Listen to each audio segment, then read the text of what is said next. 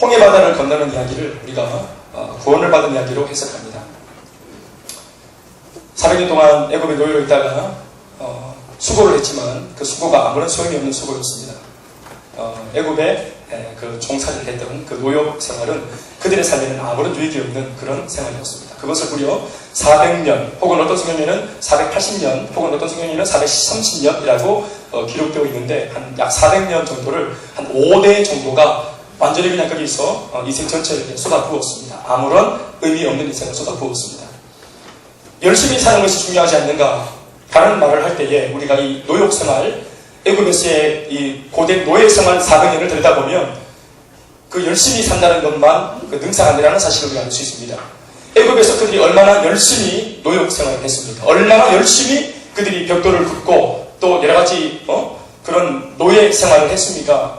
그렇게 해서 얻었던 것은 채찍에 덜 맞는 어떤 그런 혜택, 죽 한 그릇 더 얻는 혜택, 그걸 위해서 그들이 자신의 신분을, 원래 자신의 신분과 정체성을 잃어버리고 태어날 때부터 종이군 마냥 태어났을 때 고조 할아버지도 종이었고 증조 할아버지도 노예였고 할아버지도 노예였고 아버지도 노예였고 나도 노예인 겁니다. 옆집 아저씨도 노예이고 이웃집 아줌마도 노예고 온 주변에 있는 사람들 전체가 직업이 다 노예입니다. 그러니까 사람들 마음속에 기대감이 하나도 없다는 걸 말하는 겁니다. 누가 한 사람이 이런 이미 갖추어진 이 틀을 깨는 사람이 아무도 없었기 때문에 자신의 삶을 문제 제기하는 사람이 아무도 없었기 때문에 그들은 모두가 다 노예였고 노예인 줄로만 알았고 앞으로도 노예로 살아야만 하는 운명이라고 생각했습니다. 그런데 자신들이 운명이라고 이게 사주팔자 운명이라고만 알고 있던 그 노예의 신분을 처음으로 그렇게 살지 않아도 된다는 사실을 말해준 사람이 바로 하나님의 사람 모세였습니다. 원래 당신이 얼마나 하나님의 위대한 백성인지 하나님을 예비하기 위해 창조받은 하나님의 존귀한 백성인지에 대하여 자신의 온전한 신분에 대해서 처음으로 들었던 것이 모세를 통한 메시지였습니다. 그들은 예배자였기 때문에 예배를 드리는 어떤 삶을 온전히 살 수 있도록 돕기 위해서 하나님이 모세를 보내 그들을 출애굽시켜서 그렇게 하나님의 땅으로 인도해 냈습니다. 구원하신 연유가 무엇입니까? 예배자들로 하여금 온전한 하나님 앞에 예배를 드리게 하기 위해서 구원했다고 말해도 과언이 아닌 줄로 믿습니다. 그래서 이제 모세를 통해 홍해바다를 건너 구원을 받은 이 백성을 향해서 우리가 이 홍해바다 사건을 구원받은 사건이라 말할 수 있는 것입니다. 고린도후서 10장 1절 2절의 말씀 보면은 그들이 바다에서 다 세례를 받았다 이런 말 합니다. 세례가 뭡니까? 과거의 나는 죽고 새로운 내가 태어나는 것을 말하죠. 근데 이 홍해바다를 건넌 이 사건을 세례받았다라고 표현을 했습니다. 바울이. 그래서 그들이 과거에 애굽에 있었던 모든 과거의 신분, 과거의 삶, 어두웠던 그늘, 안 좋았던 상처, 아픔, 이 모든 것이 모세를 따라 홍해바다를 건너는 중에 전부 다 거듭나고 온노경이 하고 회복된다고 믿으시면 좋겠습니다. 이것이 이제 구약 최초의 세례의 모습입니다. 그리고 이제 모세를 따라 홍해바다를 건넌 그 모습이 바로 예수를 믿어 구원받았다라고 하는 이 회심의 사건으로 보면 될 줄로 믿습니다. 과거가 지나간 것입니다. 그리고 이제 하나님이 그 홍해바다를 다물여서 다시는 과거로 돌아가지 못하도록 만들어버렸습니다. 물리적으로 배를 타고 돌아갈 수는 있겠지만 의미적으로 볼 때 다시 바다가 기적적으로 갈라지는 역사는 이제 없는 겁니다. 한번 구원받은 백성의 구원은 주님이 보장하셔서 책임지는 줄로 믿습니다. 그래서 우리가 양육반에서 배운 2과 첫 번째 확신 시리즈 첫 타이틀이 뭡니까? 구원의 확신. 아멘 아멘. 이제 그걸 못 돌아간다. 아멘. 영혼이 이제 예배됐습니다. 과거가 다 예배됐습니다. 짜그러졌던 삶, 오래된 인생, 왜 그랬을까? 내 인생은 뭘까? 복잡하던 그 많은 과거 기억들, 상처들, 눌렸던 마음들, 이거 여러분들이 원하든 원치 않든 예수님 안에서 다 지나갔습니다. 오늘 우리 읽은 본문처럼 그런들 누구든지 그리스도 안에 있으면 홍해의 바다를 모세를 따라 걷는 모든 사람들을 의미하는 겁니다. 그런 모든 사람들은 이전 것은 다 지나갔으니 보라 새 것이 되었다 하신 이 말씀의 주인공이 되신 겁니다. 그러나 홍해바다를 건너서 구원받았다라는 것으로 이야기는 끝나지 않고 어쩌면 홍해바다를 건넌 이 사건은 또 다른 시작점에 선 것입니다. 우리는 그 말씀을 다 알고 있습니다. 홍해바다를 건넌 그 사람들은 이제 해피엔딩으로 이야기가 끝나는 것이 아니라 홍해바다를 건넌 이후에 곧장 하나님의 인도를 따라 가나안으로 향하게 되었습니다. 홍해가 구원이라면 여러분 말씀해 보세요. 가나안 땅에 입성한 이 사건은 뭐라고 생각하세요? 제가 얼마 전에 라디오 강단에 어떤 목사님의 설교를 들었어요. 그런데 그 설교가 차근히로운 설교이고 또 말씀을 풀어 해석하는 것에 전혀 이상이 없다고 느껴졌지만 한 가지 아쉽다라고 하는 그런 어떤 청취자 입장에서 느꼈던 제 마음의 감동은 뭐냐 하면 그분의 설교 속에 나오는 그 대목이 이 홍해와 그리고 가나안을 설명하시는데, 가나안을 설명하실 때 그 목사님의 해석은 가나안을 천국이라고 그렇게 해석을 하십니다. 제가 볼 때는 만약 가나안을 천국이라고 해석하고 영원한 나라에 안식했다, 천국에 들어갔다, 가나안에 들어가는 것이 그런 것이라 해석을 하게 되면 무엇이 해석이 안 되냐면 이 땅에 있는 그 사이에 있는 광야 생활이 이게 해석이 안 되는 겁니다. 광야 생활이. 그러니까 이 광야는 뭐냐는 것입니다. 그러니 여러분 이 삼박자 홍해바다 사건과 광야 사건과 그리고 가나안의 입성의 사건은 그렇게 푸는 것이 아니라 이렇게 풀면 좋겠다 싶습니다. 홍해바다를 걷는 것은 구원의 사건이고요. 예수를 믿어 구원을 받는 것입니다. 아멘 아멘. 그리고 광야 생활의 이 사건은 뭘 의미하냐면 훈련을 의미합니다. 훈련을 의미합니다. 이건 여러분 김대현 목사의 주장이 아니라 우리가 그들 광야 40년의 이야기를 들여다보면 그들이 철저하게 훈련을 받는 것을 봅니다. 무슨 훈련이죠? 단 한 가지를 하나님이 그들에게서 얻기 위해 그들을 훈련시키십니다. 참으로 고집스럽게 진짜 의지와 고집을 가지고 그들을 정말 지독하게 훈련시킵니다. 그들도 만만치 않지만 그들을 훈련시키겠다는 하나님의 의지도 고집도 만만치 않습니다. 그 주님의 고집은 뭘 향한 고집입니까? 내 반드시 너희를 어떻게 하겠다? 순종의 백성으로 삼겠다는 것입니다. 홍해바다를 건넌 백성에게 있어가지고 삶의 방식은 이제 순종이라는 이름으로 바뀐 겁니다.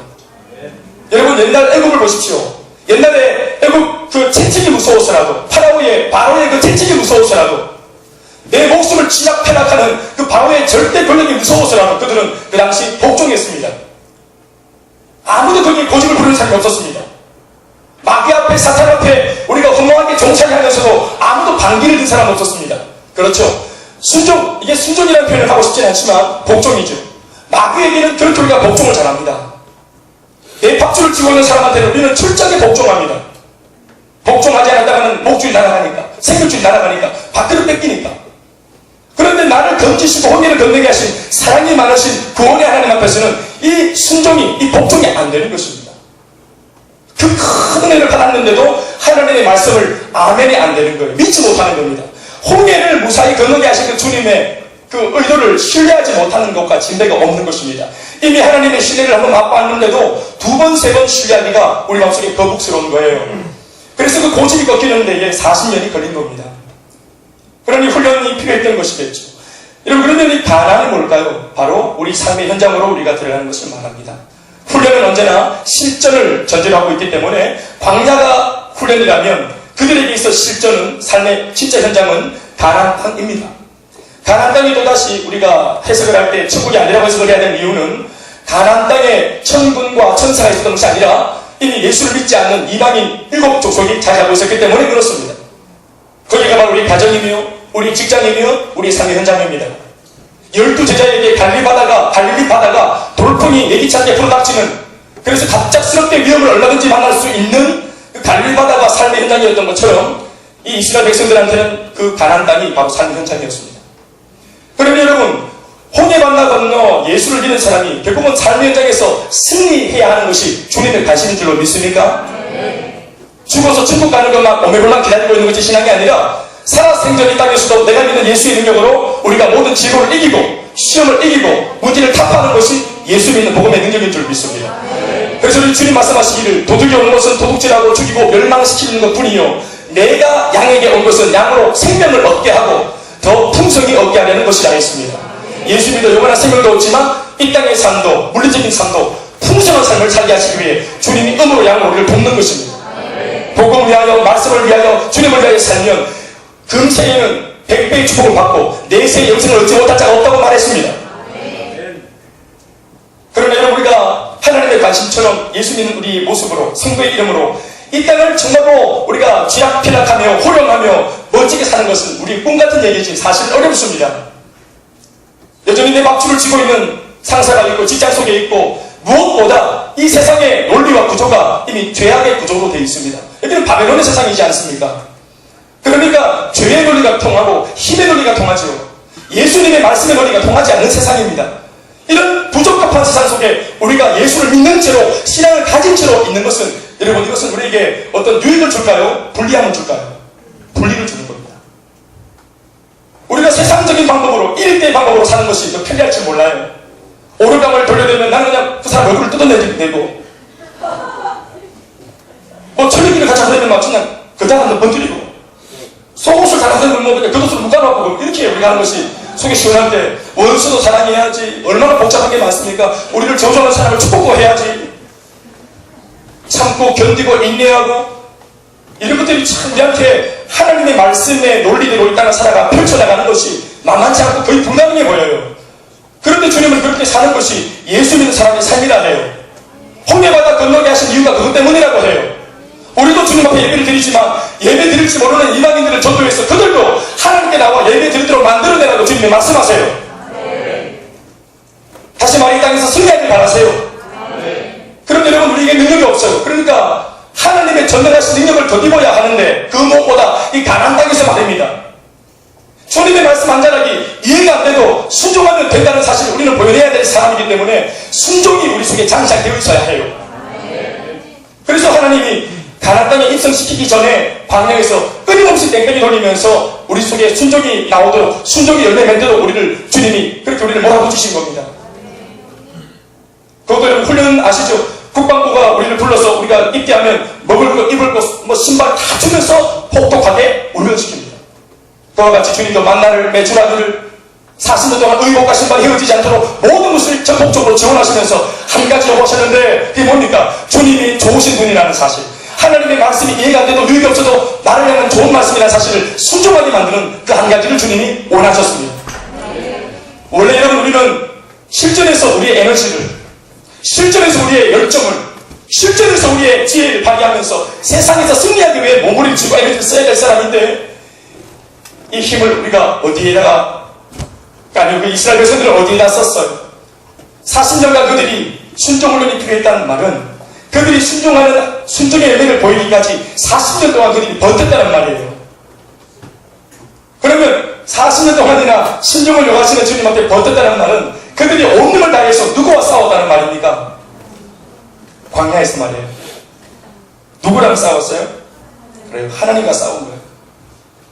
여러분, 하나님은 우리 아군이시고 우리 아군의 사령관이세요. 누가 아군과 싸웁니까? 그리고 옆에 있는 형제와 자매들과 싸우는 거 아니죠. 왜? 아군이잖아요. 그렇죠? 아군과 싸우지 않아요. 아군과 갈등하지 않아요.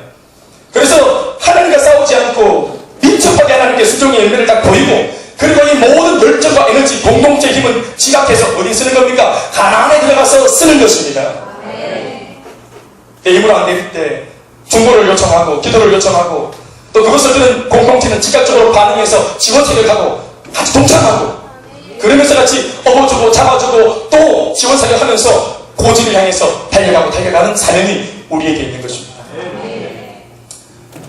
구원, 그리고 순종의 훈련, 그리고 능력받아 세상 속에 들어가서 이제 승리의 삶을 살아내는 이야기, 그리고 그렇게 기꺼이 에너지를 다 소진하고 이 땅을 정복하고 장악하고 다스리고 난 이후에 주님의 나라에 들어가서 주님의 얼굴을 보는 것입니다. 그리고 요한계시록 말씀처럼 어린 양의 그 사랑의 손길로 우리 모두 눈물이 닦여지고 열심히 산다고 헤어진 우리의 누더기 같은 옷을 벗고 예수님의 신기한 옷을 입게 되는 줄로 믿습니다. 사랑하는 여러분, 우리가 이런 의미에서 볼 때 참 우리가 세상에서 지금 우리는 가나안에도 지금 몸 담아 있고 또 광야에도 몸이 남아 있습니다. 훈련도 받으면서 삶도 살아야 되고 허기는 다 끝났습니까? 이런 데서 우리가 참 부격함이 있습니다. 그리고 참 우리에게 참 핸디캡은 뭐냐 하면 우리가 광야가 있고 광야를 통해 훈련을 받아 순종하는 사람이 되어야 한다는 사실을 잘 몰랐습니다. 그저 가정생활, 직장생활 내가 내 힘으로 다 사는 거라 생각했습니다. 모두가 다 힘들었는데 이렇게 힘든 것이 당연한 줄 알았습니다. 그래도 우리가 교회에 와서 말씀을 들으면서 알게 된 것이 있습니다. 그게 뭡니까? 누구든지 양육훈련을 통해 영적 지름길로 성장할 수 있다는 사실을 알게 되었습니다. 누구든지 하나님의 말씀으로 가르침받아 예수 믿는 사람의 특별한 다른 삶의 방식을 배우면 우리 삶과 열매가 달라질 수 있다는 사실을 배웠습니다. 몰랐을 때는 몰랐지만 알게 되었기 때문에 우리가 그 영적 원리를, 그 승리의 비결을 붙잡는 것은 지혜라고 믿습니다. 기꺼이 그 주님의 말씀의 논리 앞에서 내 논리와 내 경험을 버리는 것은 굴욕이 아니라 지혜라고 믿습니다.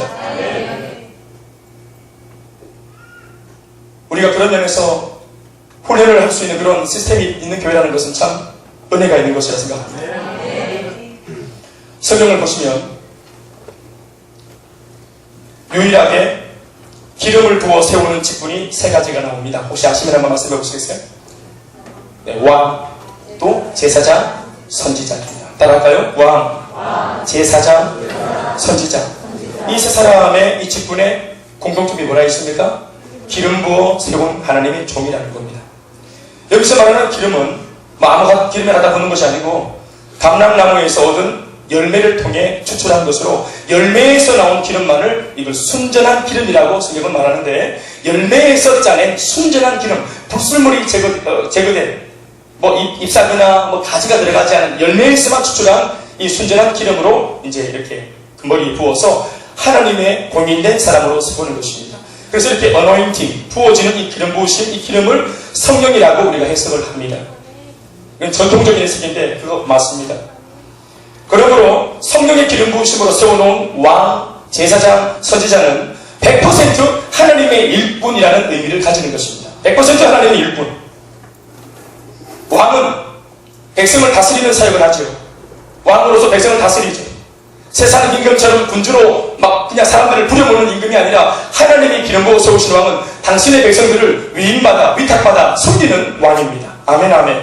백성을 잘 다스려서 어떻게 하든지 하나님의 백성으로서 외부에서 들어오는 어떤 오염물질에 그들이 노출되어 있지만 오염되지 않도록 보살피고 주님의 선한 인도를 통해서 하나님 나라 갈 때까지 잘 다스려주는 그 왕, 보호하고 인도하는 역할을 하는 그런 사역을 하는 사람이 기름 부음 받은 하나님의 왕입니다.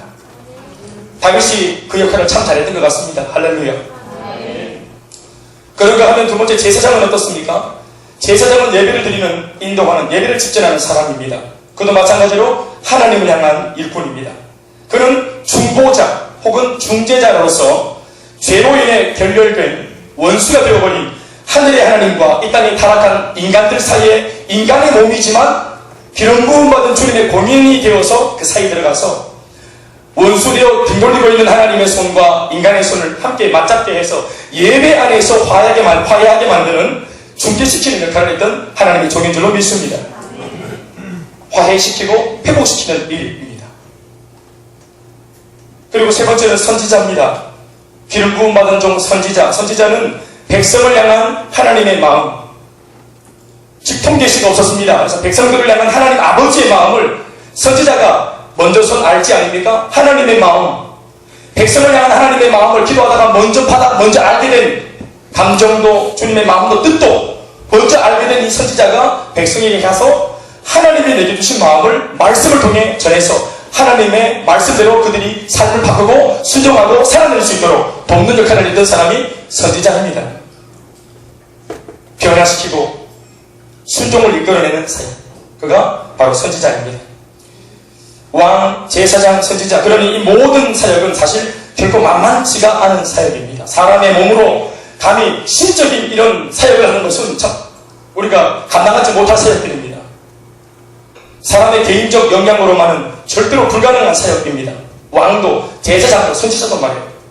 그래서 하나님께서 성령으로 기름 부어 그들과 함께 해 주심으로 영적 권능과 권세를 부어 주셔서 영적인 파워로 그 사역을 감당하게 해주신 것입니다. 자, 그런가 하면 이 세 기름 부음 받은 이 직분들이 가지고 있는 두 가지 특별한 특징이 있습니다. 그 첫 번째가 뭐냐면 철저한 훈련, 삶을 통한 훈련, 철저한 삶을 통한 훈련과 검증을 통해서 그들이 세워졌다는 것입니다.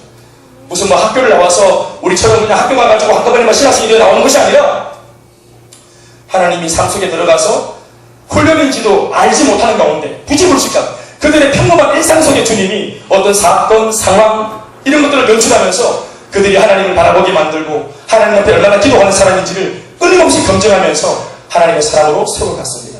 기름 부음 받기에 합당한 사람인지를 주님이 끝끝내 점검도 하시고 어떨 때는 자격이 안 되는데 만들어 가시기도 하시면서 그렇게 사람을 만들어 갔습니다. 그러니 첫 번째 특징이 뭐냐? 훈련을 통해서 검증받아 세워진 사람들이라 하는 것입니다. 다윗을 보십시오. 기름 부음 받은 주님의 왕이 되기 위해서 본인은 훈련인지 몰랐지만 목동일 때부터 사자와 스파링을 했죠. 곰이랑 스파링을 했습니다. 수많은 짐승들과 같이 하나님의 은혜를 덧입어서 기도하면서 사자와 싸워 양을 지키고 곰과 싸워 양을 지키면서 어떻게 하든지 아버지, 육신의 아버지가 내게 맡기신 일들, 미션들을 감당하기 위해 기도해서 그 위험천만한 맹수들 입에서 미션을 감당하는 훈련을 받았던 것입니다. 아멘, 아멘. 그래서 하나님이 벌써 목동일 때부터 이 다윗을 향해서 뭐라 말했습니까? 생명과의 아버지 양을 지키는 걸 보면서, 야, 이놈은 정말 자기 육신의 아버지 명령을 따라 그 수많은 양 중에 한 마리가 뭐라고? 세상에 생명 걸고 사자와 싸우고 곰과 싸우고 그 양을 지키는가?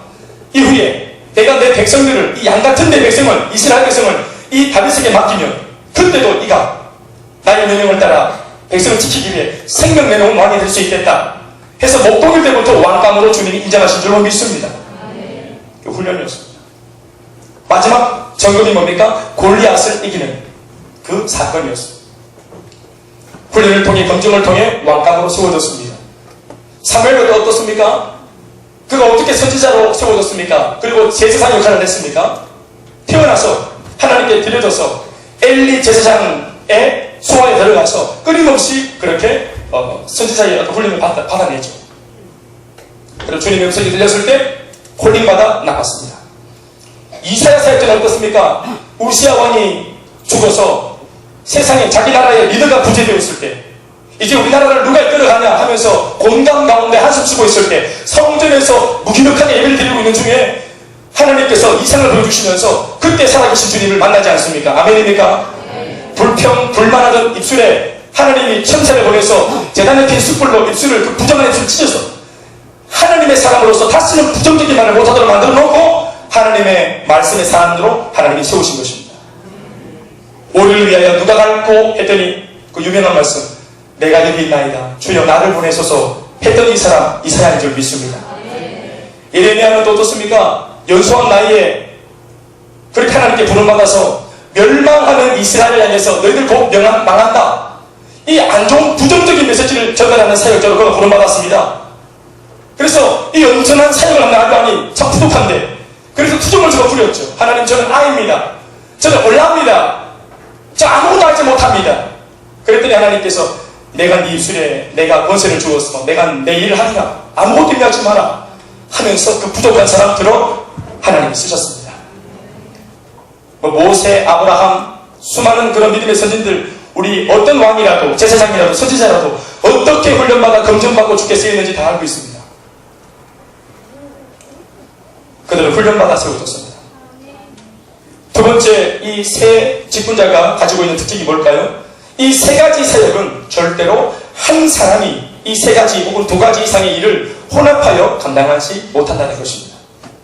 사울 왕을 우리가 잘 알고 있죠. 왕으로 부름받았지만 사무엘이 전쟁을 하기 전에 예배를 드리고 전쟁을 해야 되는데 사무엘이 좀 지체하니까 아이고 뭐 기다릴 거 있나, 목사님 없어도 내가 예배 드리면 되지 하고 달려들었다가 하나님께 죄를 범하여 하나님께서 그를 왕 세운 것을 실망하여 후회할 정도로 그렇게 버림받는 인생이 되었지 않습니까? 그러나 이 세 가지 사역을 한꺼번에 감당하시는 유일한 분이 드디어 신약시대에 오셨는데 그분이 바로 우리가 잘 알고 있는 예수 그리스도이십니다. 예수님은 왕이시고 예수님은 제사장이시고 예수님은 선지자이십니다. 이 땅에서 보여주셨던 예수님의 공생의 사역을 들여다보면 정확하게 이 세 가지 요소가 담겨져 있다는 사실을 우리가 발견하게 됩니다. 예수님이 백성들을 얼마나 왕으로서 보호하고 인도합니까? 두 번째는 그분이 대제사장으로서 얼마나 많은 사람들의 문제를 해결하고 그 사람들의 손을 들어서 하나님 앞으로 그 사람들을 이끌어내고 또 인도해냅니까? 중재하고 죄를 사하고, 아멘 아멘. 또는 선지자가 되어서 얼마나 많은 사람들에게 말씀을 가르치고 또는 선포했습니까? 너희를 향한 하나님의 마음은 지금 이러와 같다면서 백성들의 마음속에 하나님의 말씀을 심어준 그 사역 말입니다. 그런데요, 진짜로 더 놀라운 사건은 예수 그리스도만이 유일하게 할 수 있어 보였던 이 유일무이한 세 가지 사역과 직분을 오늘 예수님께서 예수를 믿는 평범하게 짝이 없는 모든 그리스도인들에게 위임하고 계신다는 사실입니다. 아까도 말했지만 사울왕, 그 위대한 사울왕도 이런 여러 가지 일들을 함께 겸하려다가 낭패를 봤어요. 누구도 그 모든 일에 그렇게 아주 다양하게 그렇게 부름받은 사람은 없습니다. 예수님 외에 그렇게 한 사람 아무도 없습니다. 그런데 사울 왕보다 훨씬 더 부족하고 다윗이나 솔로몬이나 어떠한 분들보다 훨씬 더 부족한 저희들에게는 예수님이 감히 가지고 계셨던 그 세 가지 직분을 예수님께서 직접 우리들한테 위임하시려고 한다는 사실입니다. 18절 말씀입니다. 다 같이 우리 읽어보십시오. 오늘 본문 18절. 모든 것이. 시작.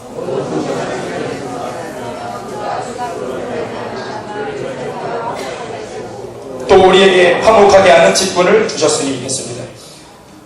우리가 어떻게 부름받았는가? 우리가 원래 하나님하고 우리는 원수인데 그리스도로 말미암아 했습니다. 그러니까 예수님 때문에, 그리스도 때문에 우리가 하나님과 화목하게 되었습니다. 오늘 여기서는 하나님이 주어로 나오는데 하나님이 그리스도를 통해서 우리를 하나님 당신 자신과 화목하게 만들었다, 이렇게 하고 있습니다. 아멘입니까? 그러니까 하나님이, 우리가 하나님을 모를 때도 우리와 함께 버타고 화목하고 싶어서 안달이 나셨다 이 말입니다. 좀 경험망동 표현인지 모르겠지만 하나님이 먼저 우리를 향해서 그렇게 아주 거침없이 프로포즈를 하셨습니다. 그러니까 예수님을 십자가에 갈기갈기 찢어서 죽이신, 그 비참하게 죽게 하신 이유가 뭐냐? 한 가지입니다. 우리와 화목하고 싶으셨습니다. 우리와 화해하고 싶어서 그렇게 하셨습니다. 우리 손을 잡기 위해서 그렇게 하셨습니다. 그리고 끝나는 게 아니라 또 라고 하고 있죠. 우리가 하나님 아버지와 예수님 때문에 화목하게 되어서 끝나는 것이 아니고 또 그렇게 화목하게 되어진 우리에게 화목해 하는 직분을 주셨다 했습니다. 아멘입니까? 우리가 화목하게 할 수 있다. 또 다른 사람. 아멘, 아멘. 내가 하나님과 원수된 다른 사람의 인생에 들어가서 그 결멸된 틈바구니 속에서 이 두 존재를 화해시킬 수 있다 없다? 있는 겁니다. 피스메이커. 아멘, 아멘. 화평케 하는 자는 복이 있나니 그들은 하나님의 아들이라는 그름을 받겠다 했습니다. 하나님의 독생자 아들 예수님만 아들이 아니라 오늘 하나님과 원수된 사람들을 하나님을 만들어내는 이 거룩한 평화의 일을 감당하는 사람들이 하나님의 아들입니다. 여러분, 이것은 특별한 사람이 아니고요. 예수를 믿는, 예수를 믿고 있는 오늘 저와 여러분들의 숨어있는 직분입니다.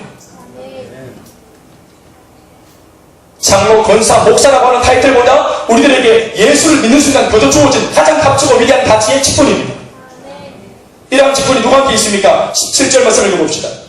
그런 즉 누구든지 함께 시작.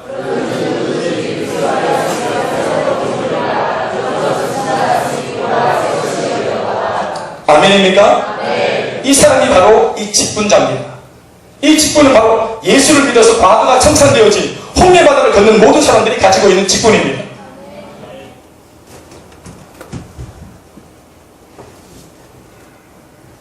오늘 우리들을 예수님을 믿어 구원을 받고 하나님과 화목하게 하신 이유와 목적마저도 우리들에게 이 사명을 주시기 위함이라고 주님이 또렷하게 말씀하고 계십니다.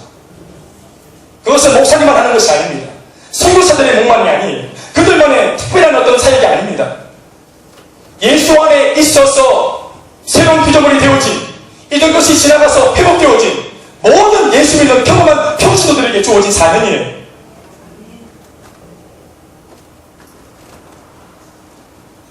그것도 예수님과 같은 사명이라고 그 가치를 표현합니다. 예수님급의 사명이라고 말합니다. 화목하게 하는 직분. 네, 어떻게 가능합니까? 하나님의 복음 안에서 우리가 이 일을 할 수 있습니다. 내 말로, 내 언변으로 하는 것이 아니라 예수 그리스도의 말씀 안에서 우리가 이것을 할 수 있습니다. 이 복음의 말씀을 사람을 살리고 화해시킬 수 있는 이 에너지가 복음 안에 있는데 이 복음의 말씀을 주님이 이런 직분자들에게 주셨다. 18절, 19절 말씀 한번 읽어봅시다. 곧 하나님께서 시작. 곧 하나님께서 그리스도 안에 계시사 그리스도를 살리고 화목하게 하시며 그들의 죄를 그들에게 돌리게 하시고 이 땅에 죄 지은 많은 사람들, 불신자들의 죄를 그들에게 돌려서 심판하지 않고 주님은 이들을 살리기 원하시는데 화목하게 하는 말씀, 그들을 죄값을 통해서 죽지 않고 다시 화목하게 되어서 살릴 수 있는 유일한 생명의 그 비결을 어디다 넣어놨습니까? 말씀에 넣어놓습니다. 아멘, 아멘. 말씀 속에 집어넣어놓고 이 말씀을 누구한테 부탁하셨습니까? 우리에게 부탁하셨습니다. 이 말씀을 너희들이 전해서 화목시키라.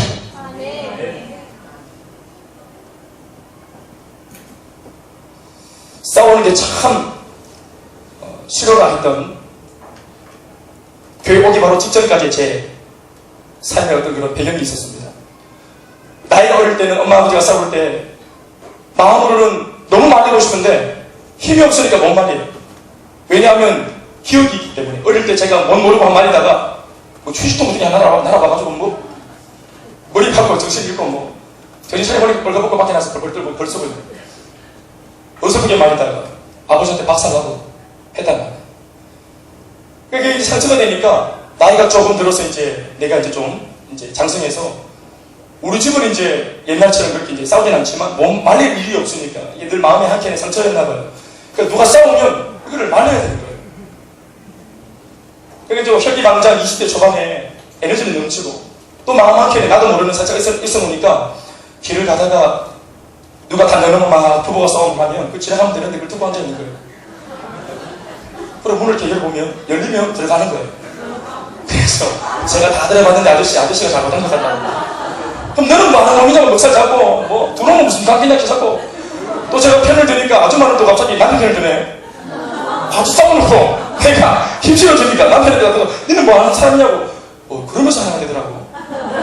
그래가지고 경찰에 가서 가가지고 진술서 쓰고 진술서에 내용은 지나가는 과객인데 그래서 그 지나가는 과객이 다 지나가면 되는데 왜 거기 있어가지고 뭐 달라주점 앞에 지나가다가 제가 들어간 게 아니고 달라주점 앞에 지나가다가 또 뭐 아저씨가 좀 이렇게 좀 바람난 아줌마를 잡으러 왔나 봐요. 그래 아줌마가 안에서 남편이 집을 던지니까 바깥으로 확 날아가 벽에 팍 받았습니다. 또 잘 모르니까 어이없으면 왜 이 남자가 왜 이러냐 약한 여자를 나가서 떴다가 몇 살 잡혀가지고 이건 뭐 놀아놨냐 이랬으면 또 지나가는 사이가 다 가지고 또 같이 진술서 쓰고 지나가는 과객이랑 그냥 지나가면 될 것인데 왜 왔다 갔다 하냐고. 싸우면 뭐 이렇게 말리다가 잡혀가고 그렇게 되는 거죠. 말리고 싶었는데 못 말리는 거죠. 상처가 되어버리니까. 그러니까 제가 나중에 알게 됐어요. 예전에 아버지 어머니의 그 다툼 속에 내가 가지고 있는 상처라는 것을 알게 됐어요. 여러분 우리가 이렇게 고장난 개인, 고장난 가정, 고장난 부부, 고장난 청년들 우리가 주변에 얼마나 많이 봐요. 자기랑 싸우고 있어요. 자기가 자기랑 싸워요. 자기를 용서하지 못하는 자기를 그 저주하는 인생들. 나 같은 것은 살아서는 안 돼. 뭐 이러면서 제가 어떤 한 어른을 영주 쪽에서 전도한 적이 있어요. 어르신 상도 탁 어르신 예수를 믿지 않으면 모든 인생은 죄인인데 예수가 없으면 지옥 갑니다. 그랬더니 이분이 하는 말이 가족을 탁 도와줘 눈 탁 감고 전장을 탁 고개를 도와 탁 하시는 말씀. 우리는 다 죄인이에요. 우리 죄인입니다. 맞습니다 할아버지. 그러니까 다 지옥 가야 돼. 아니 지옥 안 가도 된다. 아니 지옥 가야 돼. 아니 예수 믿으면 용서 받았어요. 용서는 무슨 용서? 이게 이 사회의 잘못된 모습이야. 죄에 대한 대가를 받아야지 지옥 가야 돼. 우리는 복음을 더 이상 전할 수 없었던 거죠. 죄의 대가를 받겠다는 거예요. 당신은 자기를 용서 못하는 거 있죠. 그렇습니다. 예수님의 사랑과 용서를 받아들이지 못하는 인생이 있습니다. 자기와 싸우는 인생들, 자기의 지나간 인생과 싸우는 인생들, 과거의 자기, 연약했던 자기, 죄책감에 눌려있어서 옴짝달싹 못하고 구석에 쭈그리고 앉아있는 그 못난 자신과 싸우는 오늘날 수많은 개개인들, 배 아파 자기를 낳아주고 길러준 아버지 어머니와 다투는 그런 자녀들, 모든 삶이 전쟁입니다. 모든 대인관계가 견제, 갈등, 긴장, 말 한마디 잘못하면 어떻게 될까? 눈치를 보고 내 속에 약점, 약한 거, 눌린 거 이걸 공개할 데가 없고 어디에도 기댈 데가 없는 전쟁투성이인 사람들, 인생이 죽어서 숨 떨어져야 이 전쟁이 끝난다고 말하는 사람들, 세계 1차, 2차 대전만 대전이 아니라 여전히 싸우고 있는 수많은 사람들, 마음에 여유가 없고 얼마나 급하게 분노하고 모두가 화가 나 있어요. 모두가 화가 나 있어요. 어떤 상황이 만들어져서 이 분노를 표출 못해서 그렇지 모두가 화가 나 있어요. 뭐 하나 거들면 금방 뒤집어지는 그런 위험천만한 모습을 이렇게 모두가 다 가지고 있어요. 여러분 누가 그 사람의 그 전쟁을, 그 고된 싸움을 끝낼 수 있겠습니까? 이 모든 싸움 이거 여러분 사탄이 불러일으킨 싸움이며 우리로 하여금 하나님과 싸우게 만든 사탄의 장난인 것입니다. 여러분 이 힘과 에너지를 가지고 우리는 가나안 땅에서 우리의 삶을 옴짝달싹 못하게 만드는 이 전우스러운 사탄과 싸워야 될 줄 믿습니까? 우리의 대적은 사탄입니다. 우리는 사탄과 싸우는 겁니다. 내 자식, 내 부모, 내 남편, 아내가 아니에요. 성도가 아닙니다. 그러나 잘못 싸우는 사람이 있죠. 여러분, 복음만이 개인과 가정과 삶의 모든 문제를 끝낼 수 있습니다. 그 사람들은 사랑하고 품어줘야 될 사람이라는 사실을 우리가 사람을 바라보는 이 눈과 시각이 달라질 수 있도록 만드는 것이 오직 복음인 줄 믿습니다. 우리가 먼저 화해를 경험해야 화해가 얼마나 위대한 것인지 알고 하나님과 화목하면 하나님 화목 가운데 있는 그 축복의 삶이 얼마나 위대한지를 알면 다른 사람들도 그 싸움을 그치게 해서 화목하게 만들어주는 일에 우리가 에너지를 쏟을 수 있는 거예요. 싸운다는 게 얼마나 무서운 것인지. 여러분, 우리 과거에 참 힘겨운 부모 밑에 자란 형제와 자매들은 이게 뭔지 압니다.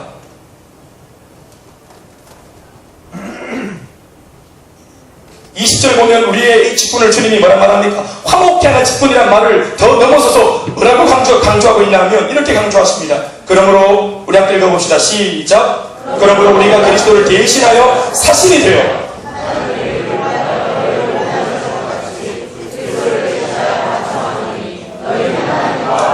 그래야 하나님과 화목해야 너희들도 다른 사람들도 화목시킬 수 있기 때문이다. 여러분 보세요. 그리스도를 대신하여 사신이 되었다 합니다. 여러분, 예수님 대신에 우리가 일을 하고 있다고 합니다. 여러분, 대신이란 말이 무슨 말입니까? 우리에게 다 맡기셨다는 뜻입니다. 우리가 이 세상을 살릴 유일한 대안입니다. 우리가 아니면 없습니다. 대안이. 우리를 대신 우리가 있는 것을 보시고 주님이 지금 침묵하고 계시는 거예요. 교회와 오늘날 교회와 예수 믿는 사람들을 역사의 무대 위에 전면에 내세워놓고 주님이 그 뒤에서 음성을 들려주시면서 우리에게 그렇게 살아달라고 부탁하고 계시는 것이 아니겠습니까? 여러분, 참 이해할 수 없어요. 그냥 옛날처럼 예수님이 오시면 안 돼요? 바울 같은 사람 한 4명만 일으키면 안 돼요? 하나님께서 교회마다 한 바울 같은 사람들 한 100명씩만 불러주시면 안 됩니까? 아니면 그 판단에 우리를 바울로 만들어주시든지. 우리가 바울같이 베드로같이 변화받으면 금방 끝날 건데, 여러분, 택도 없는 우리 같은 부족한 사람들, 오늘 저와 여러분들에게 이 사명을 주시고 주님은 지금 무장사의 무대에서 내려오셨어요. 바울을 일찌감치 죽이시고 순교시켜서 데려가버리시고 바울보다 훨씬 못한 우리들에게 건강도 주시고 물질도 주시고 가정도 주시고 이렇게 우리가 평안한 삶을 살 수 있도록 우리를 그렇게 주목하고 계시면서 그 일을 해달라고 당부하고 계시는 거예요. 얼마나 여러분 두려운 마음입니까? 이것이 얼마나 두려운 일입니까? 그래서 큰일입니다. 왜냐하면 그 직분은 너무너무 위대하고 큰 것인데 반해 오늘 부름받은 저와 여러분들 우리들은 자격도 없고 능력도 없기 때문에 말이죠. 그래서 우리는 감당할 능을 주십사 하나님께 기도할 수밖에 없는 입장입니다. 성령을 충만하게 받아야 합니다. 넉넉히 받아야 합니다. 나 혼자 먹고 살 것 같으면 그 정도만 기도하면 돼요. 그냥 성도로만 존재하면 돼요. 주일날 예배만 드리면 됩니다. 그러나 오늘 예수 그리스도를 대신할 사람으로 우리가 섰기 때문에 넘치는 은혜가 필요한 것입니다.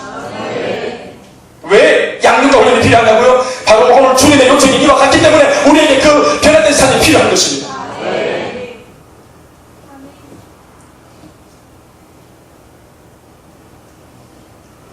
저나 여러분들이랑 살다 보면 다 감당할 수 있고 참아낼 수 있는데 절대로 내가 용납하지 못하는 상황이 있죠. 내 한계를 들추어내는 상황. 그 상황만 아니었으면 나 젠틀하게 그냥 지나가는 건데 나의 온전함이 그 상황 속에서 들추어져 버리면 내 속에 잠들어 있던 죄악들을 들추어내버리는 상황, 사람 있습니다. 그러면 그런 사람들은 나 포기하고 나를 따라주는 사람만 생각하면 되지. 그때 주님이 하시는 말씀이 그들도 내가 네게 맡겼다 한다면 여러분 어떻게 하시겠습니까? 그러면 내 한계를 넘어서야 합니다. 내 역량을 더 키워내야 합니다. 그러한 상황과 사람도 품어야 하기 때문이죠. 우리가 더 변화되어야 할, 더 성숙해야 할 동기부여가 거기 있습니다. 대구를 성취하겠다. 우리 큰 소리 쳤습니다. 큰일 났다 이제. 어떡하나. 이거 하나님도 들으셨고 마귀도 들었대요. 그게 막 귀신 찌끄러기 다 불러가지고 우리한테 막 보낸다 지금. 야, 들어라, 야들이요. 3년 된 교회가 뭐 대구로 성취화에 산다고. 박살내라, 박살내라. 하나씩 다 맡아라. 한 사람당 100마리씩부터 가. 강화도 제가 있을 때 간첩 투입조 조장이 기순했습니다.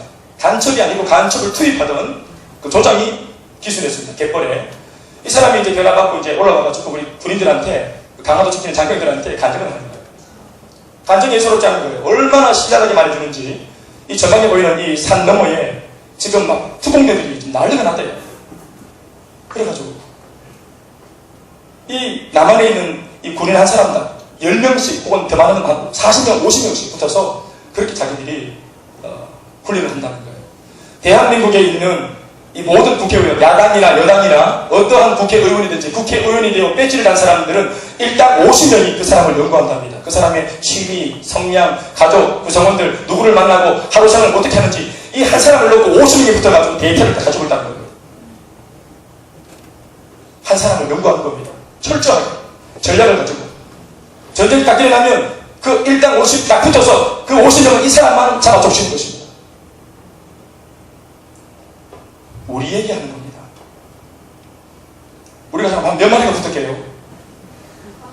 우리 가치가 승격되면 승격될수록 사탄의 어두움의 세력들에게 우리가 위협적인 존재가 되면 될수록 그들 나라의 블랙리스트가 되면 될수록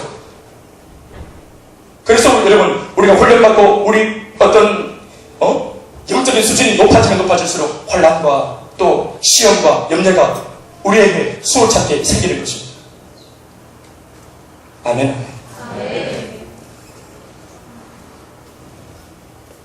우리에게 너무 큰 것을 주님 주셨습니다. 그래서 우리는 연약한 나, 미성숙한 나를 여전히 우리가 연마하고 또 기름질 치고 이렇게 세워야 합니다.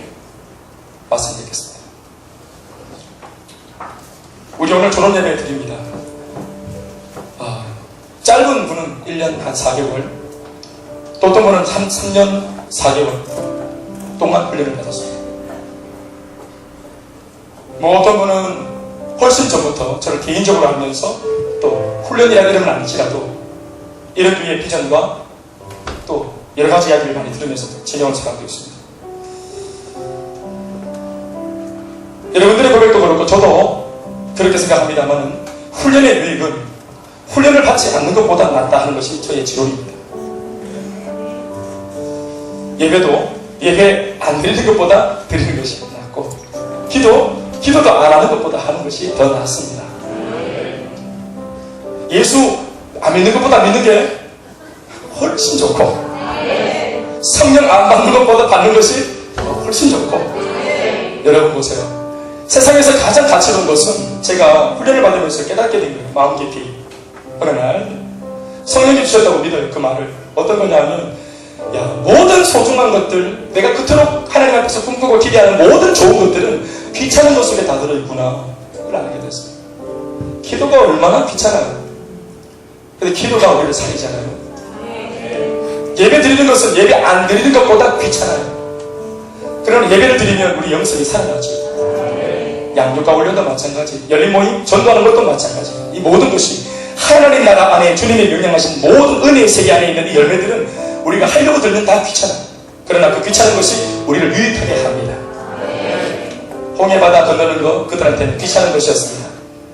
그래서 그들이 40년 내내 떠들었던 것이 뭡니까? 왜 우리를 괜히 귀찮게 해서 가만히 있으면 되는 것을 왜 굳이 우리를 이렇게 중공시켜가지고 고생을 시키냐고. 그런 배은망덕한 말을 얼마나 해댔습니까?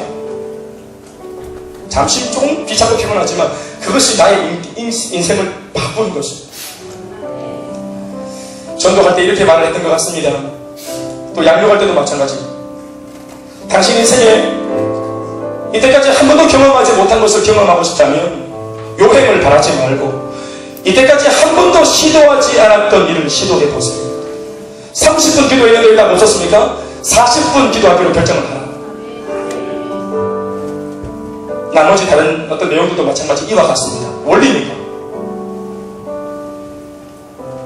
오늘 우리 졸업생들이 이런 원리를 따라서 훈련을 받았습니다.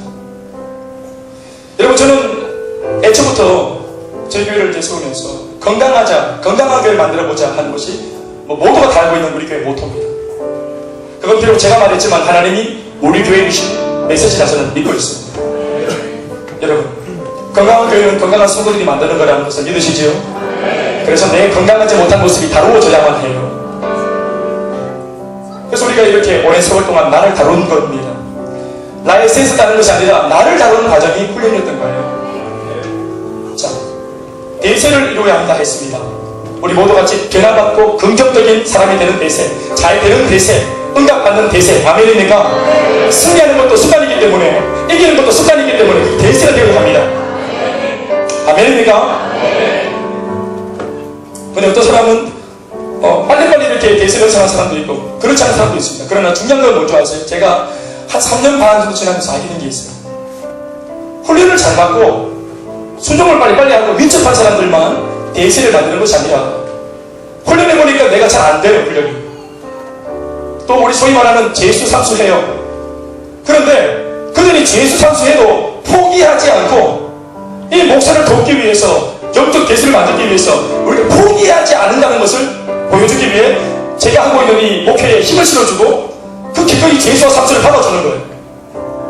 여러분, 그것이 참 힘들다는 걸 제가 알고 있어요. 같은 메시지를 반복해 받는 것, 같은 책을 떠올리는 것, 그 힘들다는 걸 제가 알고 있어요. 우리 형제와 자매들은 다시 훈련 받으니까 어떤 분들은 저보기에 민망해하네요. 그러나 여러분, 제가 안 했던 말 참으로 하죠. 여러분, 제 마음은 얼마나 감사하고 고마운 줄 아세요? 그게 대세를 형성하시는 거예요. 우리 예전에 아마 그런 예를 처음 보여주신 분이 예가 있죠. 우리 영민 형제가 어제 한번 본인이 그 시험 훈련하다가 한번 이렇게 이제 관악이라고 하는 그런 어떤 결과를 받았나봐요. 제가 그 사실을 알고 마음이 좀 아파했어요. 금요일 마치고 집에 왔는데 12시 넘어서 전화가 왔어요. 목사님, 제가 잊지 못하죠. 목사님, 아이고 제가 관악을 했네요. 하면 껄껄껄 웃는 거예요. 목사님, 제가 목사님 목회하는데 힘을 실어드리지 못해서 참 죄송합니다. 목사님, 제가 관악을 했지만 다음에 잘할 수 있도록 하겠습니다. 그리고 덧붙이는 말이, 내 관악을 했지만 청강에서 계속 내가 그 자리에 있겠습니다 하고 껄껄껄 웃으시는 거예요. 제가 얼마나 마음에 큰 위로가 됐는지 몰라요. 여러분, 목회를 한다 할 때, 목사가 할 때 모든 사람이 우리 같은 교회는 오해하게 딱 좋습니다. 우리 교회는 엘리트만 살아남는 교회인가? 열심히 하는 사람들은 나 그냥 경사도 막 보여줘야 되나? 그런 거 아닙니다, 여러분. 사실 이 말은 제가 못합니다. 저는 탐리도이기 때문에 잘합시다, 잘할 수 있습니다, 이렇게 말을 해야 되는 입장입니다. 못하더라도 뭐 어쩔 수 없죠, 또 하면 되지, 이런 말을 시작하는 입장에서는 제가 말하지 못해요. 그런데 그것을 성도들이 삶으로 보여주시는 겁니다. 우리 또 한다. 이게 우리 교회 정신이다.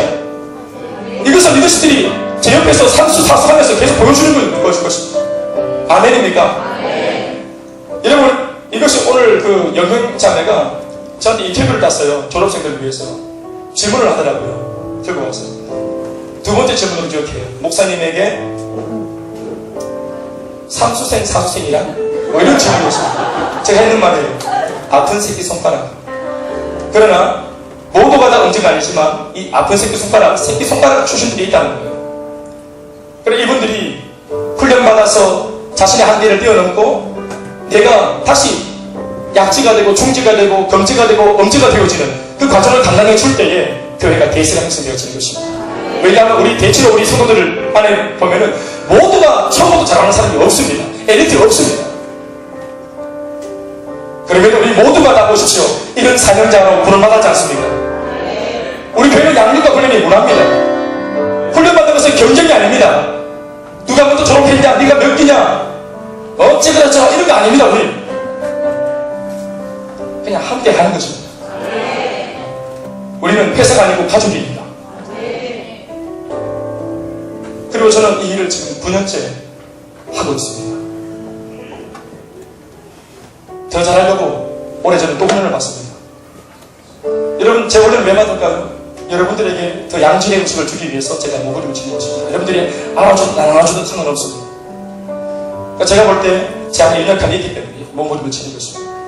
사랑하는 여러분, 이런저런 모양으로 끝까지 완주해 준 우리 졸업생들에게 정말 진심으로 감사를 드리고, 여러분들이 우리 교회의 일꾼입니다. 우리 교회 기둥이십니다.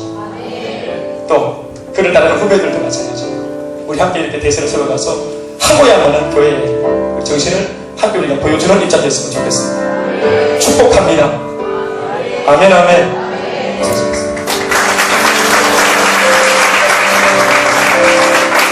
기도합시다.